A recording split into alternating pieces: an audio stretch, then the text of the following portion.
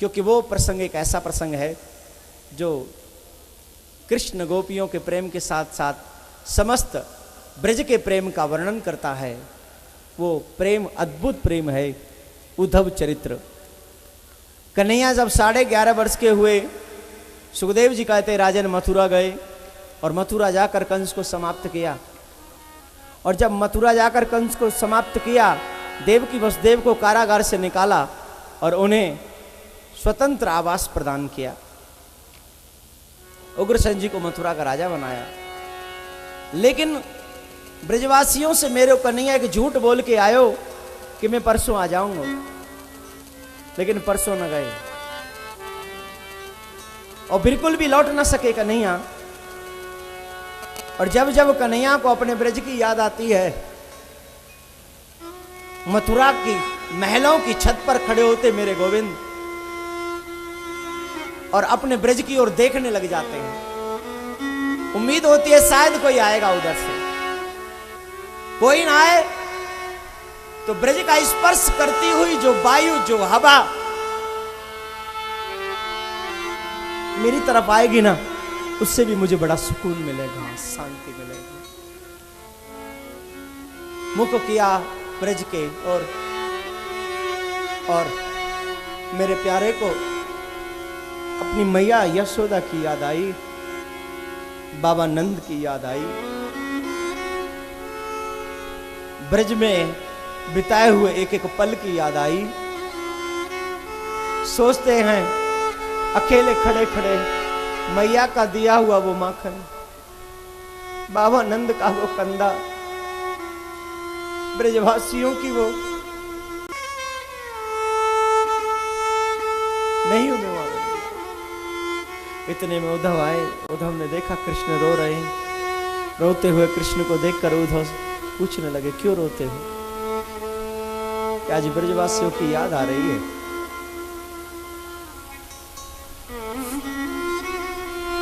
ब्रजवासियों की याद क्यों? बोले जब कोई मुझे याद करता है ना, तो मैं भी उसको याद करता हूं। और जब कोई मेरे लिए रोता है ना, तो मैं भी उसके लिए रोता हूं। उधर मेरा एक काम कर दे, तू ब्रज चला जा और ब्रज जाके ना मेरी माँ से कहे ना, माँ कहीं ये ना सोचे कि मैं उसको भूल।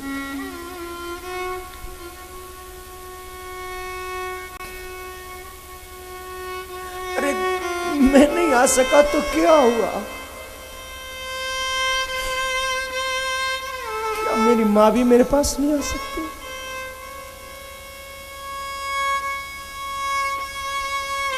क्या मैया यशोदा अपने लाला को भूल गई? कौन सी गलती की है मैंने जिसके बदले में वो मुझे भूले? माटमट का पोड़ा तो वो मेरा बचपन था।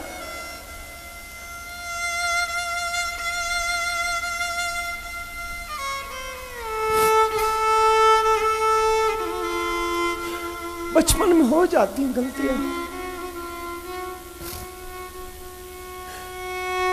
क्यों भूल गई मेरी माँ? क्यों भूल गए मेरे बाबा? क्यों नहीं आए अब तक मेरे पास? क्या त्रुटि हुई मुझसे? मेरी माँ से कहना मुझे बहुत याद आती है और कहना वो मेरी बंसी को संभाल के रखे, कहीं राधा आके चुरा ना ले जाए। मैं आऊंगा ना तो मुझे बंसी बहुत प्यारी लगती है, वो चाहिए। ब्रज की गोपी बहुत चोर है, चुरा के ले जा सकती है।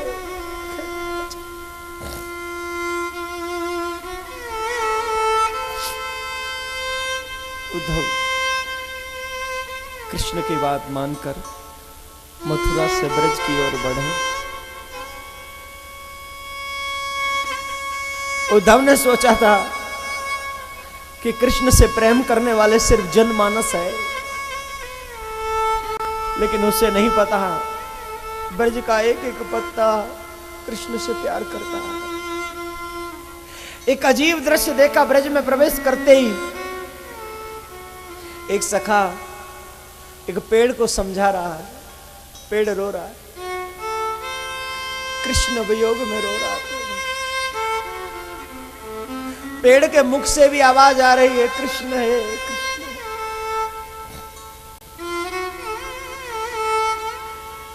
सखा ने समझाया, क्यों रोता है पागल? अरे जब कृष्ण यहां था ना तो वो हमारा सखा था, हमारा मित्र था। अब वो हमारा मित्र नहीं है रे, अब तो मथुरा का राजा है, और राजा हम गरीबों को याद नहीं रखे। मत रो। और क्यों याद करे? जब वो हमें याद नहीं करे तो हम क्यों उसको याद करें? मत रो, उसके लिए मत रो तू। पेड़ से आवाज आई, नहीं रोऊंगा, बिल्कुल भी नहीं रोऊंगा। लो मैं चुप हो गया। लेकिन एक बात बता, तू क्यों रोता है?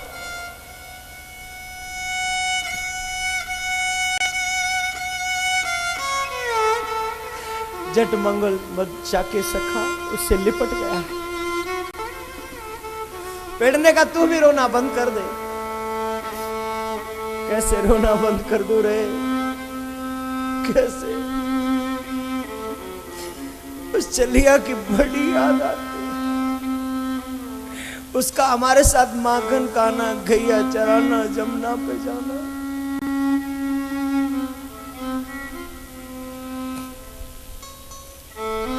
बहुत याद आती है भैया। अरे वो बड़ा प्रेमी था, निष्ठुर तो था, बड़ा प्रेमी भी था। हमें भोजन कराए बगैर वो भोजन नहीं करता था, हमें माखन खिलाए बगैर वो माखन नहीं खाता था।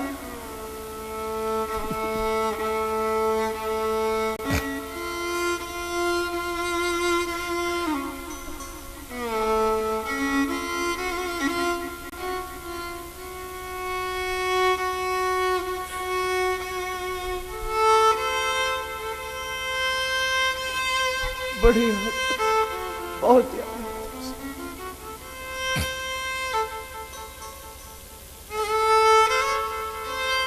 अब पता नहीं आंखों से उसका दर्शन होगा भी कि नहीं।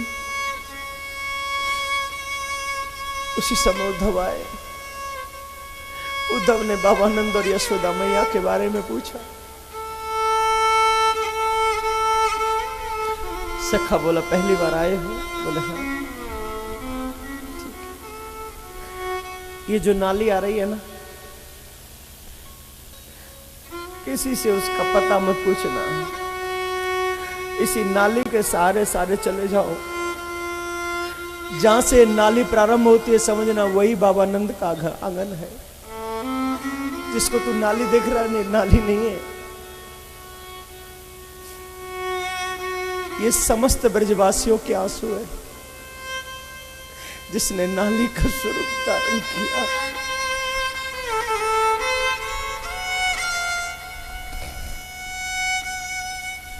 और क्यों जा रहा है तू? उन बूढ़ों को सताने जा रहा है? मत जा, वो तो पहले से ही बहुत सताए हुए हैं। बाबा नंद को अपनी आंखों से बहुत कम दिखता है, मैया यशोदा को अपने कानों से बहुत कम सुनता है। अब क्यों जा रहा है तू? बोले, कृष्ण का संदेश लेकर जा रहा हूं। मैया यशोदा, बाबा नंद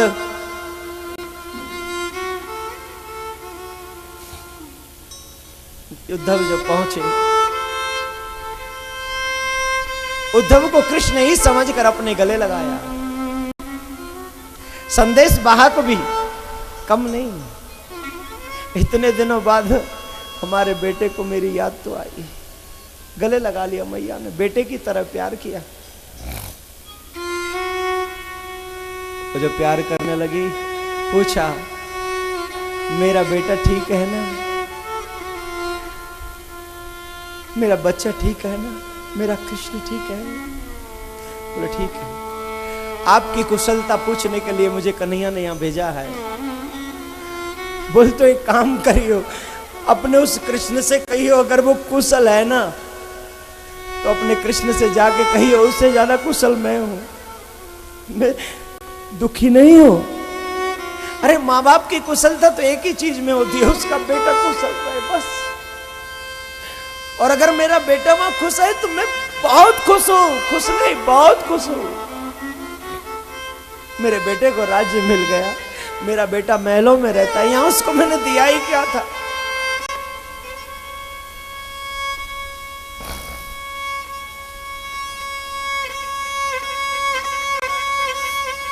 यहां तो रखकर सिवाय दुख के मैंने कुछ नहीं दिया। उससे गैया चरवाई, उससे बस कभी बासी रोटी दी, कभी माखन दिया। और देखो तो सही मैं कितनी निष्ठुर हूं, सिर्फ एक दिन उसने मेरे मटका फोड़ दिए।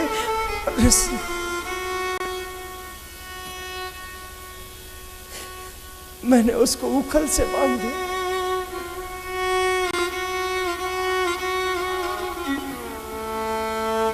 तो मेरा एक काम कर दे, जब भी तू जाए ना मेरे और से कृष्ण के पांव पकड़ के क्षमा मांगियो और कहियो कि आज के बाद में उसे कल से कभी नहीं बांधूंगी।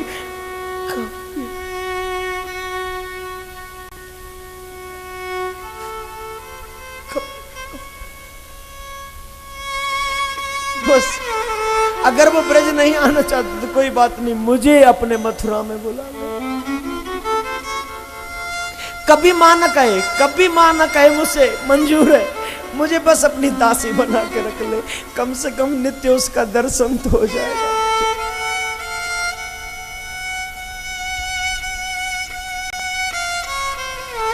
नंद बाबा कहते हैं क्यों रोती हो, क्यों रोती हो? मैंने तुमसे कितनी बार कहा है वो मेरा बेटा नहीं, वो मेरा बेटा नहीं, वसुदेव का बेटा है, रोना बंद करो। अरे तुम ही सो, तुम्हारी वजह से तो कृष्ण वहां है। अगर उस समय तुम कृष्ण को अपने साथ ले आते तो वहां रहता नहीं। तुम ही छोड़कर आ गए और बोले यहां आ भी गए तुम, तुम्हारे प्राण क्यों नहीं चले गए जब कृष्ण को वहां छोड़कर आए थे? तुमसे अच्छे तो राम के पिता थे दशरथ, जब सुना कि राम नहीं आए तो दशरथ ने अपने प्राण त्याग दिए और तुम अपने बेटे को छोड़कर आ गए, तुम्हारे प्राण नहीं गए।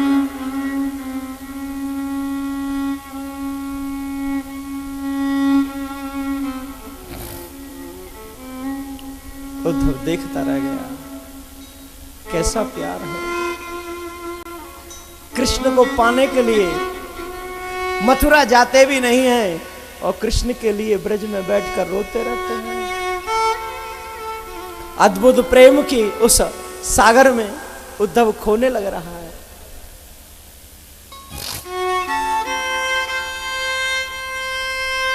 उद्धव कहता है मां, जिनको आप अपना बेटा समझ रहे हो वो आपके बेटे नहीं, देवकी का बेटा है, देवकी का बेटा भी नहीं, वसुदेव का बेटा नहीं। वो साधारण नहीं है, असाधारण है, परम ब्रह्म है, निराकार है, साकार नहीं है। जानती हो मां वो कौन है? वो परम ब्रह्म है और अपनी लीला करने के लिए आए। जब तक लीला हुई, लीला की, और जब लीला पूरी हो गई तो छोड़कर चले गए। यशोदा से कहने लगा उद्धव वो लीला करने आए थे। तब यशोदा ने कहा रे उद्धव, अगर तेरा ब्रह्म लीला करने आया था तो इसमें इस मां का क्या कसूर है? तेरा ब्रह्म तो भगवान था, ब्रह्म था, तो वो लीला करके चला गया। लेकिन मैं तो ब्रह्म नहीं हूं, मैं तो भगवान नहीं हूं, मैं तो एक साधारण बालक की मां हूं। और जब मां का बच्चा उससे दूर होता है तो तू क्या जाने कि मां के दिल पर क्या बीतती है। और चल मैं तेरे ब्रह्म को भूलना भी चाहती हूँ तो भूलने की कोशिश भी की, लेकिन जब जब भूलने की कोशिश करती हूँ तब तब तेरा ब्रह्म मेरी ममता को पुकारता है रे, मेरी ममता को पुकारता है।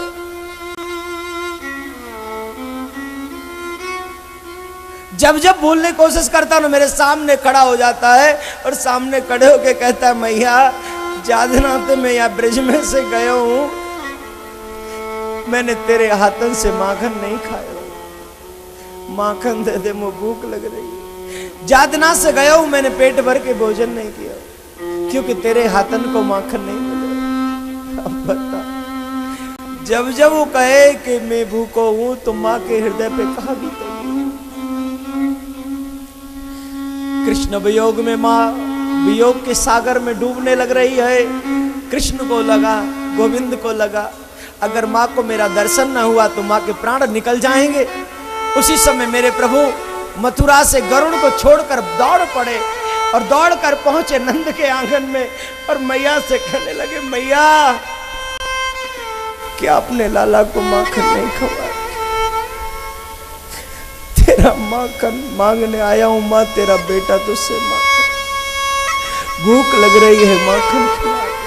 दौड़ी मैया यशोदा जाकर लिपट गई अपने गोविंद से। क्षण की देर तो लिपटी रही गोविंद से।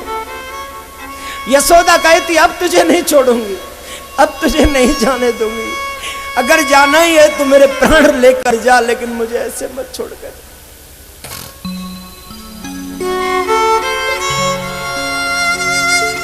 कृष्ण पुनः अंतर्ध्यान हुए, कृष्ण पुनः अदृश्य हुए। उद्धव ये दृश्य देखकर अचंभित हो गया, जिसको मैंने मथुरा छोड़ा वो यहां कैसे आ गया? मां तू अकेले कृष्ण की मां नहीं, तू तो पूरे ब्रह्मांड की मां है, पूरे संसार की मां है। मैं तुझे ज्ञान की शिक्षा देने आया था, लेकिन मां मैं तुझे ज्ञान की शिक्षा नहीं दे सकता। तू तो साक्षात परब्रह्म श्री कृष्ण की मां है। मां मैं तेरे चरणों में बार बार प्रणाम करता हूं, प्रणाम करता हूं।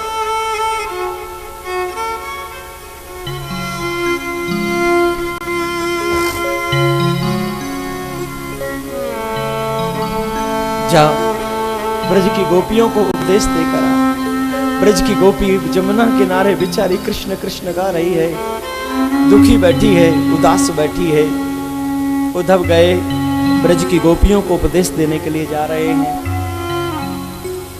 गोपियों को लगा कि शायद श्याम सुंदर आ रहे हैं। ये वही रथ है जिस रथ में श्री कृष्ण गए थे। पीत वस्त्र पहन के स्वयं उद्धव पधारे हैं।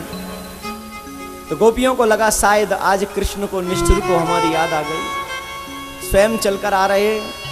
ये सोचकर गोपियों का मन थोड़ा हल्का हुआ और जैसे जैसे रथ पास में आता जा रहा है तैसे तैसे गोपियों की आशा निराशा में बदलती जा रही है। जब पास में आए तो अपना परिचय दिया, वृष्णीना प्रवरो मंत्री कृष्ण शिष्यो बृहस्पति साक्षात् नवो बुद्धिशतम्। कृष्ण का सखा हूं, कृष्ण का मंत्री हूं, बृहस्पति का शिष्य हूं, नाम उद्धव है, कृष्ण का संदेश लेकर आया हूं। जैसे ही सुना कृष्ण का संदेश लाए हैं, गोपियों ने उन्हें बैठाला, आसन दिया। जमुना की बालू पर एक आसन पर बैठाल कर गोपियां उसकी परिक्रमा कर रही है। परिक्रमा क्यों कर रही है गोपियां? बोले हमारे प्रियतम का संदेश लाया है, हमारे पति का संदेश लाया है, और जो प्रियतम का संदेश लाए वो भगवान से कम नहीं होता और भगवान की परिक्रमा की जाती है। इसलिए सब गोपियां उद्धव की परिक्रमा कर रही है। अब गोपियों को उपदेश देना प्रारंभ किया। गोपियों, जिनको तुम साधारण बालक समझती हो वो साधारण नहीं है। बोले तो बिनु पग चलई सुनई बिनु काना, कर बिनु कर्म करई विधि नाना, आनन रहित सदा रस भोगी, बिनु वाणी वक्ता बड़ जो। बिनु पग चलई, एक साधारण जीव को पैर के जरूरत है चलने के लिए, लेकिन ब्रह्म बिना पग चलता है। बिनु पग चलई, बिना कान के दुनिया सुन नहीं सकती, लेकिन वो सुनई बिनु काना।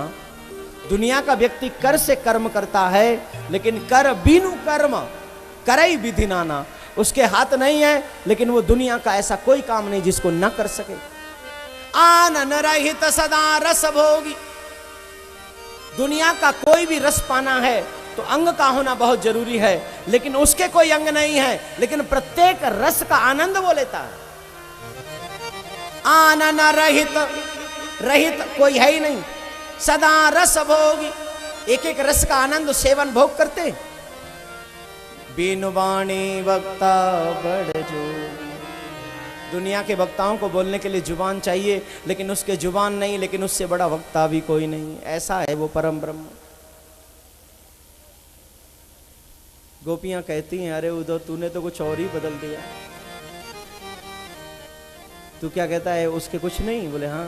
बोले एक बात बता, जब उसके हाथ नहीं तो माखन कैसे चुराया उसने? मटकी उतारना तो हाथ से ही होगा ना, पैरों से तो मटकी उतारेगा नहीं कोई। तू कहता है उसके हाथ नहीं है, गिरिराज पर्वत भी उसने अपनी उंगली पर उठाया, तूने तो नहीं उठाया, उसी ने उठाया। बोले हाँ। तू कहता है उसके पैर नहीं है, तो नंद बाबा की 9 लाख गैया वन वन में जाके तूने चराई थी क्या? उसी ने चराई। बोले हाँ। फिर बोले और सुन, तू कहता है उसकी आंख नहीं है, उसकी आंखों में मैंने अपने हाथों से काजल लगाया। हमें ऐसा लगता है उसके तो आंखें हैं, लेकिन तेरे आंखें नहीं हैं। जो साकार कृष्ण को निराकार ब्रह्म बता रहा है, वो निराकार नहीं है, साकार है। अरे तुझे क्या पता कि उसने हमारा चीर हरण किया है? तुझे क्या पता उसने हमारा माखन चुराया है? तुझे क्या पता उसने हमारी चोटी को पाटी से कितनी बार बांधा है? ये ब्रह्म नहीं करता, ये कृष्ण करता है।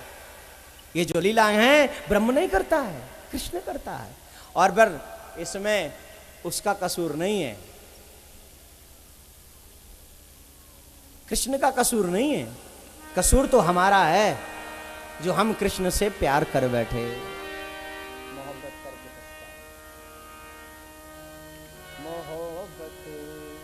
करके पछता। अगर उसका कसूर होता ना तो वो जाता नहीं। कसूर तो हमारा है, जो हमने लोक लाज सब छोड़कर हम कृष्ण के पीछे पड़ गए हैं। आइए बताते हैं तुझे क्या हुआ हमारे साथ। उसका कसूर नहीं, हमारा। ज्ञान बजाई डुगडुगी प्रेम बजायो, कैसे? प्रेम बजायो प्रेम बजायो प्रेम बजायो।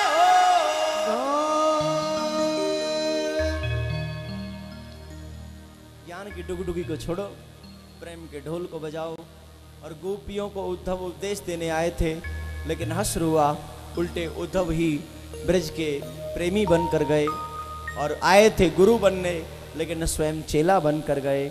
ये है ब्रज के प्रेम की दास्तां।